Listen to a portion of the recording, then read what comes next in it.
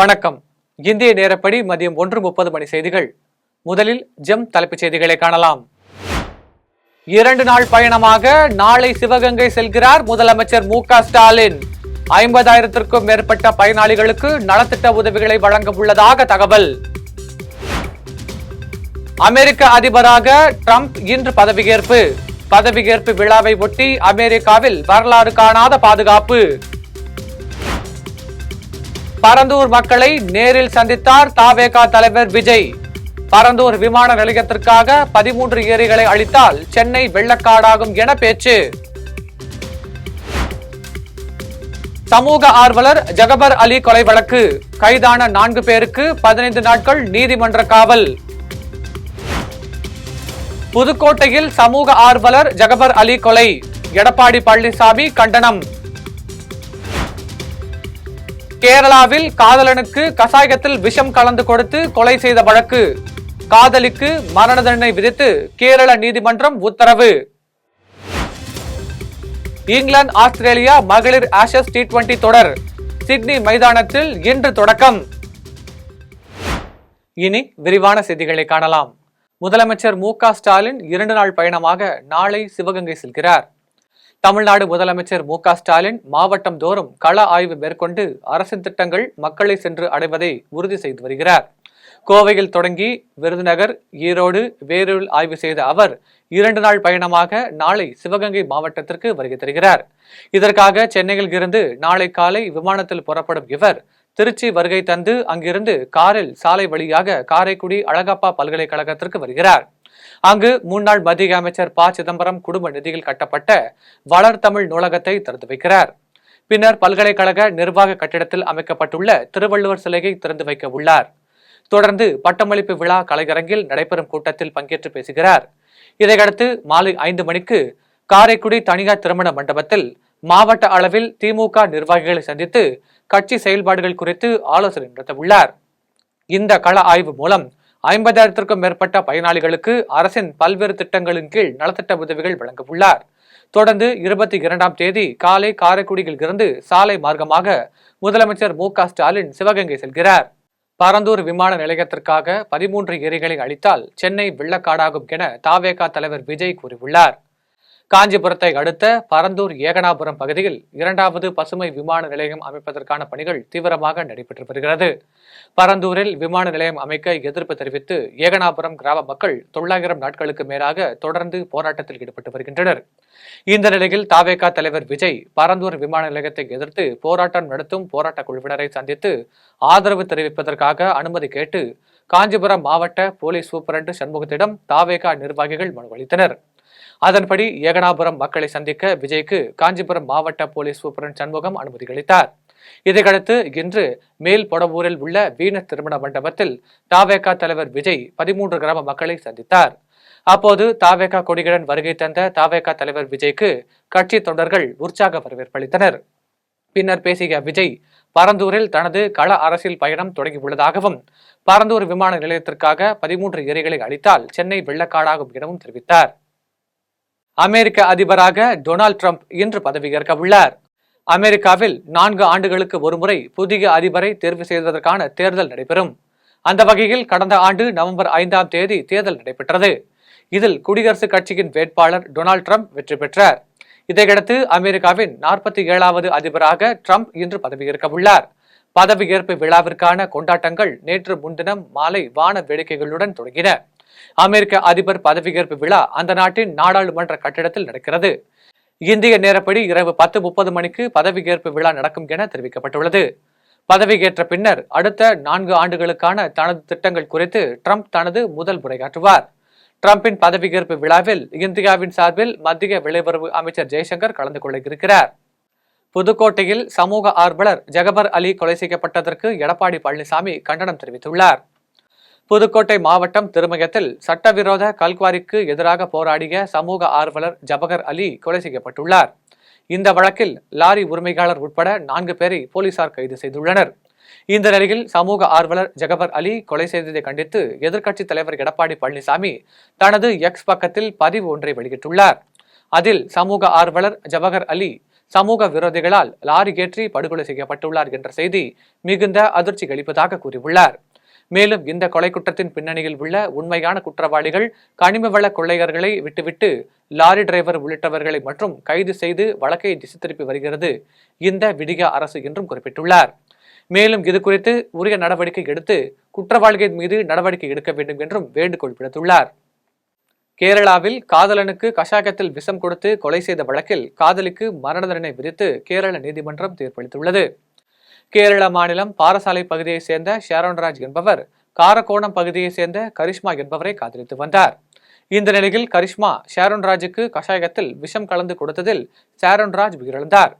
இது குறித்து பாரசாலை காவல்துறையினர் வழக்கு பதிவு செய்து கரிஷ்மா, அவரது தாயார் சிந்து மற்றும் தாயாரின் சகோதரர் நிர்மல்குமார் ஆகியோரை கைது செய்து சிறையில் அடைத்தனர்.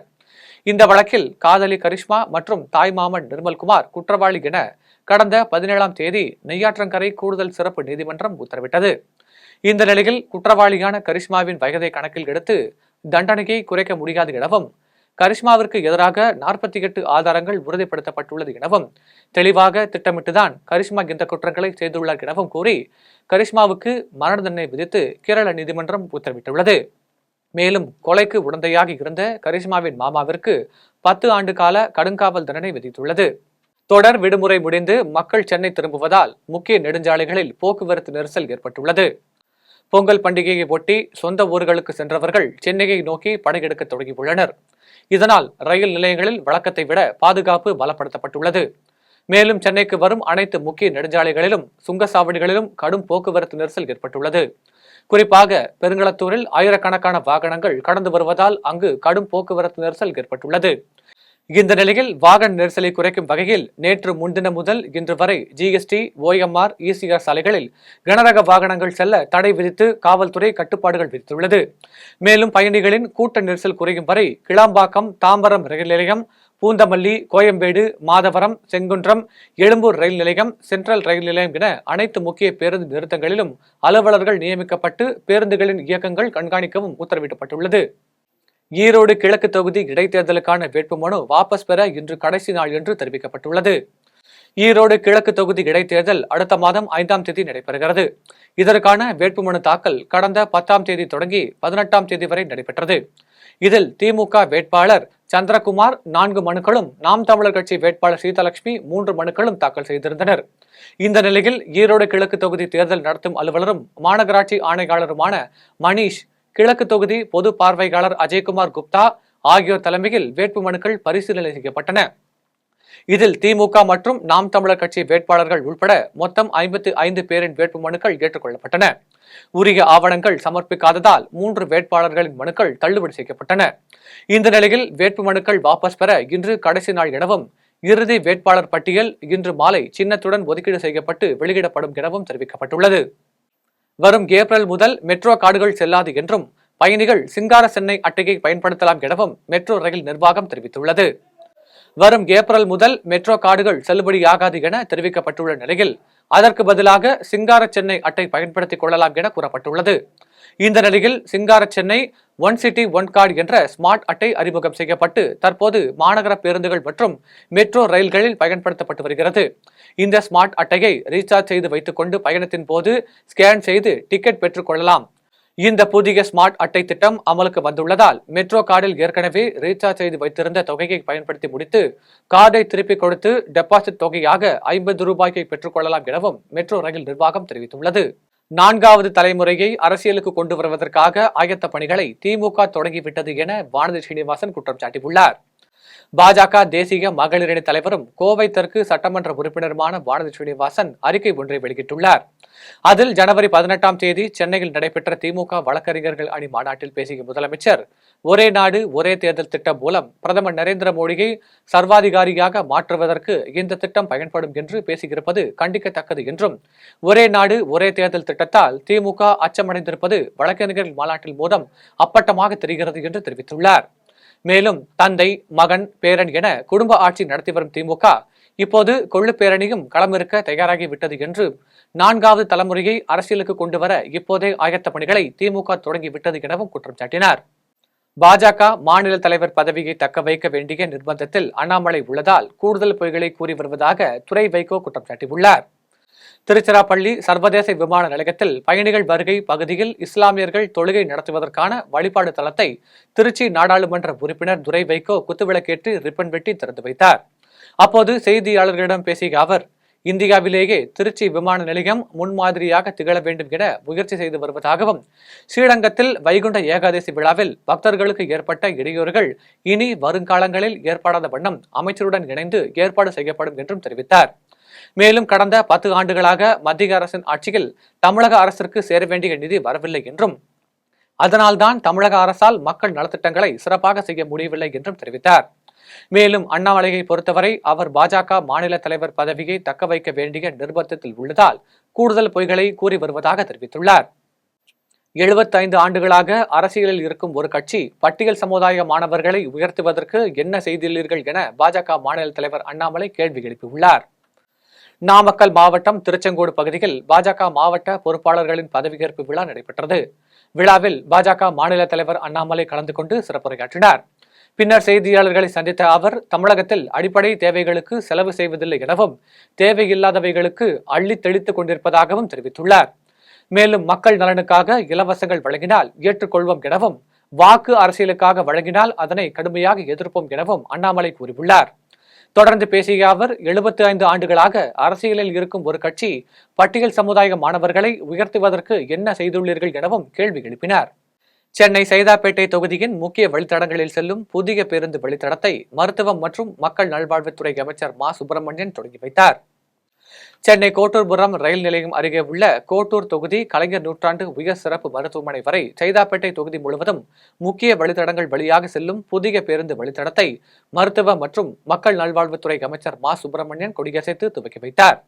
இதனைத் தொடர்ந்து செய்தியாளர்களை சந்தித்த அமைச்சர், பொதுமக்களின் கோரிக்கையை ஏற்று கலைஞர் நூற்றாண்டு உயர் சிறப்பு மருத்துவமனை சிகிச்சைக்கு செல்வதற்கு ஏதுவாக S30K என்ற சிற்றுந்து வசதி தொடங்கி வைக்கப்பட்டுள்ளது என்று தெரிவித்தார்.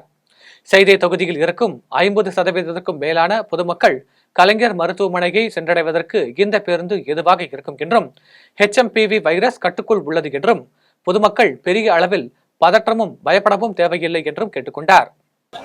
கலைஞர் நூற்றாண்டு உயர் சிறப்பு மருத்துவமனையில் சிகிச்சை பெறுவதற்கு ஏதுவாக ஒரு சிற்றுந்து வசதி இருந்தால் மிக சிறப்பாக இருக்கும் என்கின்ற வகையில் அவருடைய கோரிக்கை வைத்தார்கள். அந்த கோரிக்கையை இந்த பகுதி மக்கள் பலரும் கூட முன்மொழிந்தார்கள். அந்த வகையில் இன்றைக்கு மாண்புமிகு தமிழ்நாட்டின் முதலமைச்சருடைய வழிகாட்டுதலை பெற்று மாண்புமிகு போக்குவரத்து துறை அமைச்சர் இனிய சகோதரர் சிவசங்கரன் அவர்களுடைய வழிகாட்டுதலையும் பெற்று பெருமதிப்பிற்குரிய மேலாண்மை இயக்குனர் அவர்கள் முன்னிலையில் இன்றைக்கு S30K என்கின்ற ஒரு சிற்றுந்து வசதி தொடங்கி வைக்கப்படுகிறது. கோட்டூர் ரயில்வே ஸ்டேஷன் அருகிலிருந்து, பறக்கும் ரயில்வே நிலையம் அருகிலிருந்து புறப்படுகிற இந்த சிற்றுந்து என்பது இந்த கோட்டூரை கடந்து பொன்னியம்மன் கோயில் தெரு போன்ற வழியாக சென்று கோட்டூர்புரத்தை கடந்து நந்தனம் தேவர் சிலையை கடந்து சைதாப்பேட்டையில் ஜோன் சாலை, பஜார் சாலை, அதேபோல் ஆலந்தூர் சாலை போன்ற பகுதிகள் வழியே கலைஞர் நூற்றாண்டு உயர் சிறப்பு மருத்துவமனையை சென்றடையவிருக்கிறது. கோபிச்செட்டிப்பாளையம் அருகே 9 வயது சிறுமி வீட்டில் தூக்கிட்டு தற்கொலை செய்து கொண்ட சம்பவம் சோகத்தை ஏற்படுத்தியுள்ளது. ஈரோடு மாவட்டம் கோபிச்செட்டிப்பாளையம் அருகே உள்ள உடையாம்பாளையம் கிராமத்தை சேர்ந்த சரவணன் மஞ்சுளா தம்பதியினருக்கு 2 பெண் குழந்தைகள் உள்ளனர். இந்த நிலையில் விடுமுறை நாள் என்பதால் இளைய மகள் அக்ஷயாவை வீட்டில் விட்டுவிட்டு கணவன் மனைவி இருவரும் வேலைக்கு சென்றுள்ளனர். பின்னர் மஞ்சுளா வேலை முடித்து வீட்டிற்கு வரும்போது தனது 9 வயது மகள் அக்ஷயா துப்பட்டாவால் தூக்கில் தொங்கியபடி இருப்பதை பார்த்து அதிர்ச்சி அடைந்துள்ளார். இதையடுத்து கோபி மருத்துவமனையில் அனுமதித்த போது சிறுமியை பரிசோதித்த மருத்துவர்கள் அவர் ஏற்கனவே இறந்துவிட்டதாக தெரிவித்தனர். தகவலறிந்து சம்பவ இடத்திற்கு வந்த கோபி போலீசார் சிறுமியின் உடலை பெருந்துறை அரசு மருத்துவமனைக்கு அனுப்பி வைத்த பின்னர் சிறுமியின் தற்கொலை குறித்து வழக்கு பதிவு செய்து விசாரணை மேற்கொண்டனர். முதற்கட்ட விசாரணையில் நன்றாக படிக்க வேண்டும் என்று பெற்றோர்கள் அறிவுரை கூறியதால் மன உளைச்சல் ஏற்பட்ட நிலையில் சிறுமி தற்கொலை செய்துள்ளதாக போலீசார் தெரிவித்தனர். பொங்கல் பண்டிகையை ஒட்டி நாகர்கோவிலில் இருந்து சென்னை செல்ல ஆம்னி பேருந்துகளில் 1000 ரூபாயில் இருந்து 4000 ரூபாய் வரை கட்டணம் வசூல் செய்யப்பட்டதால் பயணிகள் அதிர்ச்சி அடைந்தனர்.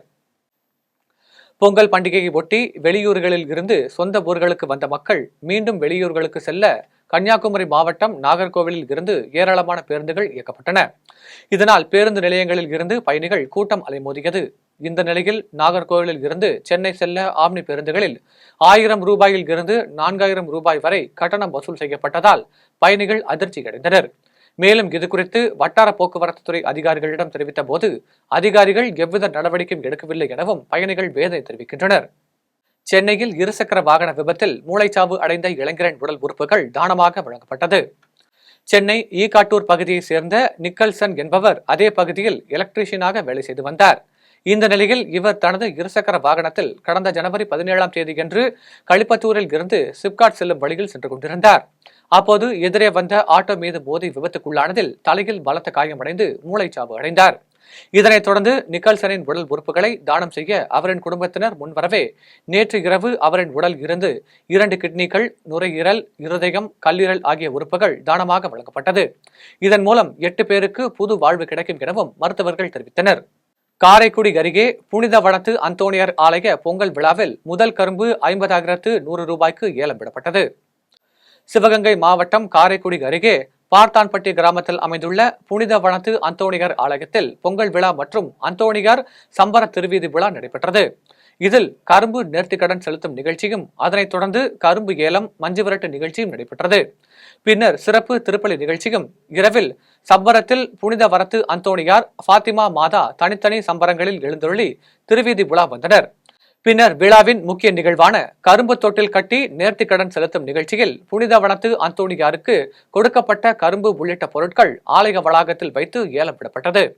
இதில் முதல் கரும்பை பாடத்தான் பட்டியை சேர்ந்த அந்தோணி என்பவர் 50,100 ரூபாய்க்கும், 3வது கரும்பை ராஜசேகர் என்பவர் 26,000 ரூபாய்க்கும் ஏலம் எடுத்தனர். கரும்பு ஏலம் எடுத்தால் நினைத்த காரியம் நடக்கும் என்பதால் மக்கள் போட்டி போட்டு ஏலம் எடுப்பதாக கிராம மக்கள் தெரிவிக்கின்றனர். தரங்கம்பாடி தாலுகாவில் பருவம் தவறி மழை பெய்த காரணத்தால் 500 ஏக்கர் சம்பா பயிர்கள் நீரில் மூழ்கி சேதமடைந்துள்ளது. மயிலாடுதுறை மாவட்டம் தரங்கம்பாடி தாலுகாவில் இந்த ஆண்டு 50,000 ஏக்கருக்கு மேல் சம்பா சாகுபடி செய்யப்பட்டுள்ளது. இந்த நிலையில் தரங்கம்பாடி சுற்றுவட்டார பகுதிகளில் 12 சென்டிமீட்டர் மழையும், செம்பனார் கோவில் பகுதியில் 11 சென்டிமீட்டர் மழையும் பெய்ததால் உமையாள்புரம், அபிஷேக கட்டளை, விநாயகபுரம், நாச்சிக்கட்டளை உள்ளிட்ட பகுதிகளில் சுமார் 500 ஏக்கர் அறுவடைக்கு தயாராக இருந்த நெற்பயிர்களும் கதிர்முற்றும் தருவாயில் இருந்த பயிர்களும் நீரில் மூழ்கி சேதமடைந்தது. மேலும் இக்கிராமங்களில் பாசன மற்றும் வடிகால் வாய்க்காலாக செயல்படும் ஏ சேனல் வேலன் வாய்க்காலில் தண்ணீர் விடுவதற்கு அமைக்கப்பட்ட குழாய்கள் புதிதாக சாலை போடப்பட்ட போது சேதப்படுத்தப்பட்டதால் விவசாயிகள் தண்ணீரை வடிய வைக்க முடியாமல் வாழ்வாதாரம் இழப்பதாக குற்றம் சாட்டியுள்ளனர். மேலும் இதுகுறித்து மாவட்ட நிர்வாகத்திடம் புகார் அளித்தும் நடவடிக்கை எடுக்கவில்லை என்றும் வேதனை தெரிவித்துள்ளனர்.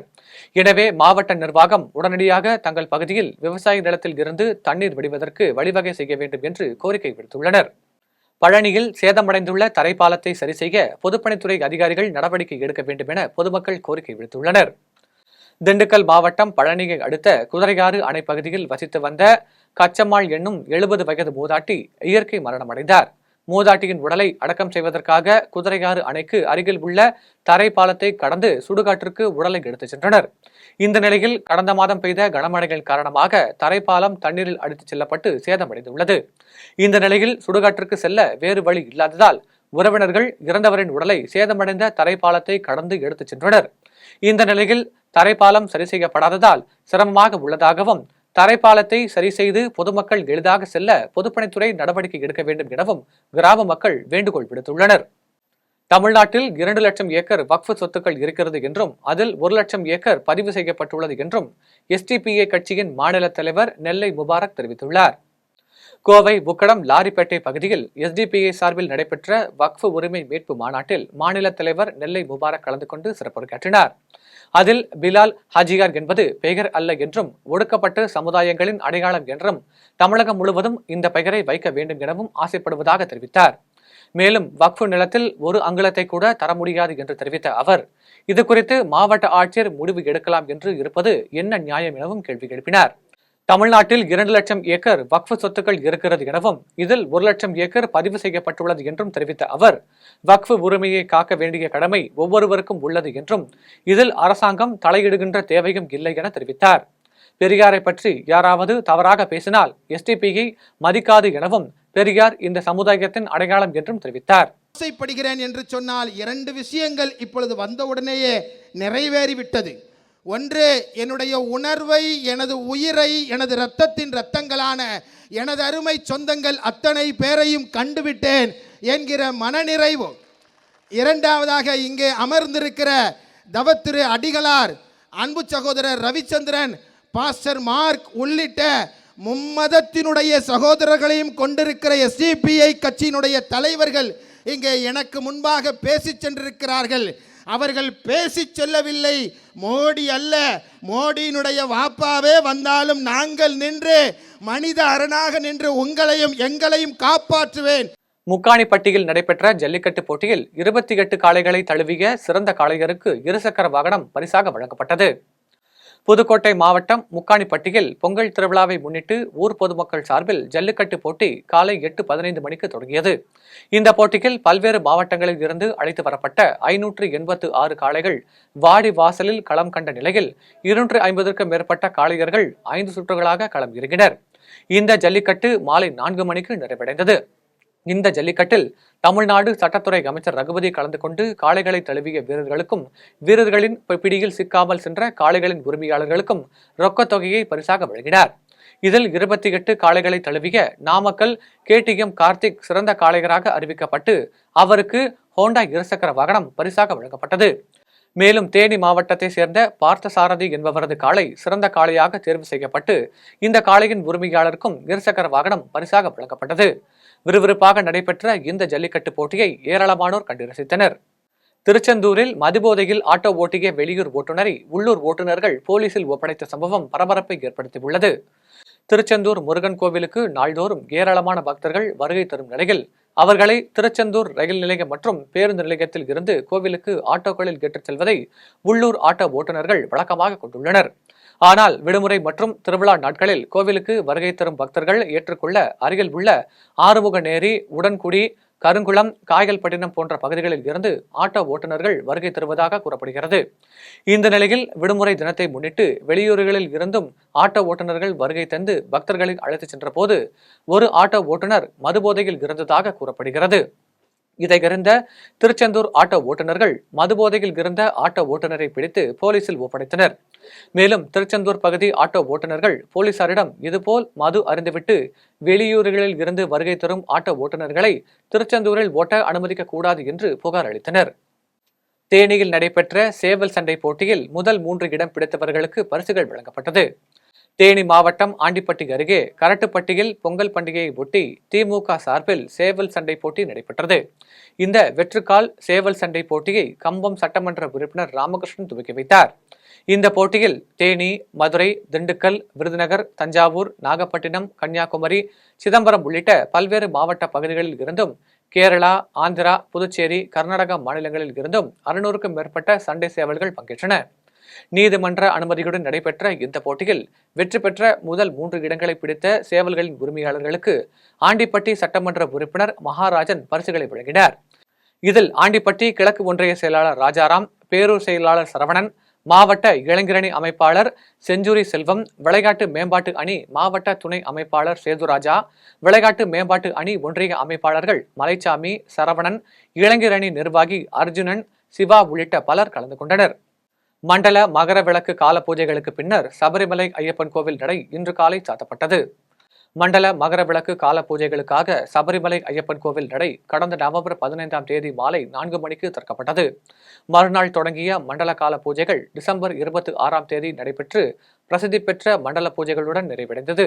3 நாட்களுக்கு பின்னர் மகர விளக்கு கால பூஜைகளுக்காக சபரிமலை கோவில் நடை டிசம்பர் 30ஆம் தேதி மாலை 5 மணிக்கு திறக்கப்பட்டது.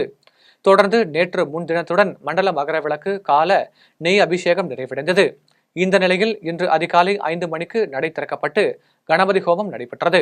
தொடர்ந்து 6:30 மணியளவில் மேல்சாந்தி அருண்குமார் நம்பூதிரி ஐயப்ப விக்கிரகத்தில் திருநீறு பூசி ஐயப்பனை தவக்கோலத்தில் இருத்தி கோவில் நடையை சாத்தினார். அப்போது பந்தள மன்னர் பிரதிநிதிக்கு மட்டுமே தரிசனம் செய்ய அனுமதி வழங்கப்பட்டது. இனி வருவது உலக செய்திகள்.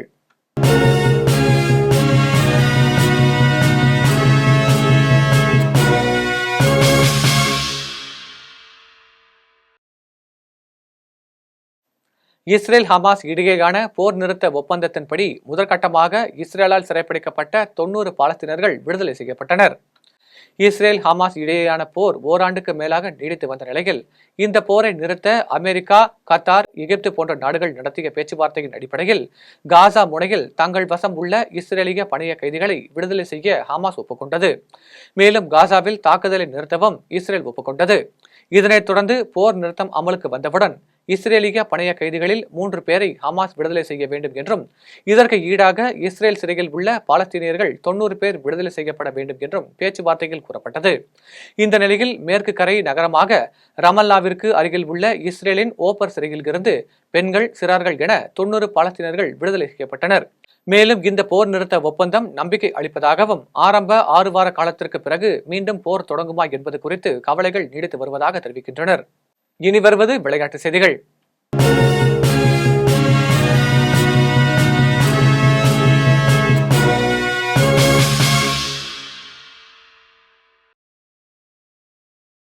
இங்கிலாந்து ஆஸ்திரேலியா மகளிர் ஆஷஸ் T20 தொடர் இன்று தொடங்குகிறது. ஆஸ்திரேலியா இங்கிலாந்து ஆண்கள் கிரிக்கெட் அணிக்கு இடையிலான ஆஷஸ் தொடர் போலவே மகளிர் அணிகளுக்கு இடையேயும் ஆஷஸ் தொடர் நடத்தப்பட்டு வருகிறது.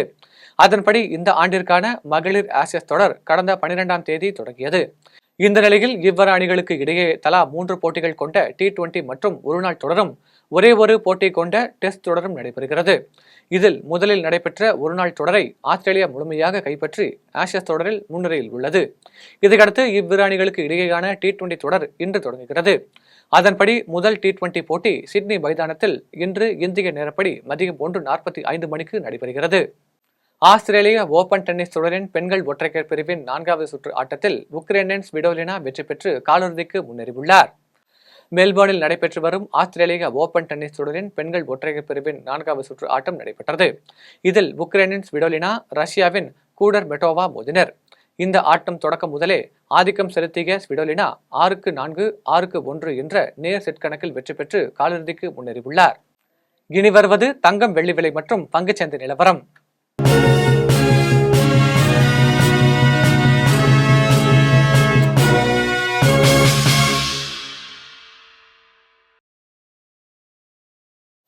சென்னையில் ஆபரண தங்கத்தின் விலை ஒரு சவரன் 59,600 ரூபாய்க்கு விற்பனை செய்யப்படுகிறது.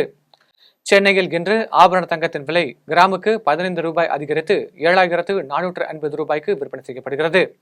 மேலும் ஒரு சவரனுக்கு 120 ரூபாய் அதிகரித்து 59,600 ரூபாய்க்கு விற்பனை செய்யப்படுகிறது. 24 கேரட் தூய தங்கம் ஒரு சவரன் 64,984 ரூபாய்க்கு விற்பனை செய்யப்படுகிறது.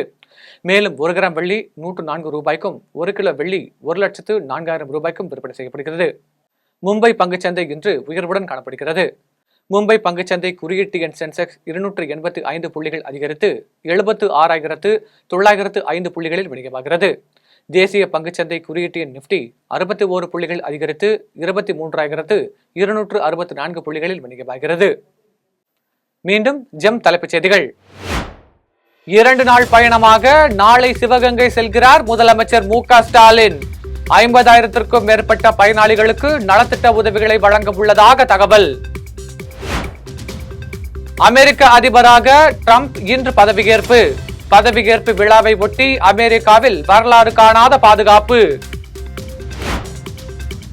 பரந்தூர் மக்களை நேரில் சந்தித்தார் தவேக தலைவர் விஜய். பரந்தூர் விமான நிலையத்திற்காக 13 ஏரிகளை அளித்தால் சென்னை வெள்ளக்காடாகும் என பேச்சு. சமூக ஆர்வலர் ஜகபர் அலி கொலை வழக்கு கைதான 4 பேருக்கு 15 நாட்கள் நீதிமன்ற காவல். புதுக்கோட்டையில் சமூக ஆர்வலர் ஜகபர் அலி கொலை, எடப்பாடி பழனிசாமி கண்டனம். கேரளாவில் காதலனுக்கு கசாயத்தில் விஷம் கலந்து கொடுத்து கொலை செய்த வழக்கு, காதலிக்கு மரண தண்டனை விதித்து கேரள நீதிமன்றம் உத்தரவு. இங்கிலாந்து ஆஸ்திரேலியா மகளிர் ஆஷஸ் T20 தொடர் சிட்னி மைதானத்தில் இன்று தொடக்கம். இத்துடன் ஜெம் செய்திகள் நிறைவடைகின்றன. மீண்டும் ஜெம் செய்திகள் மாலை 6 மணிக்கு. உடனுக்குடன் செய்திகளை காண ஜெம் live.tv என்ற இணையதளத்தில் இணைந்திருங்கள். நன்றி, வணக்கம்.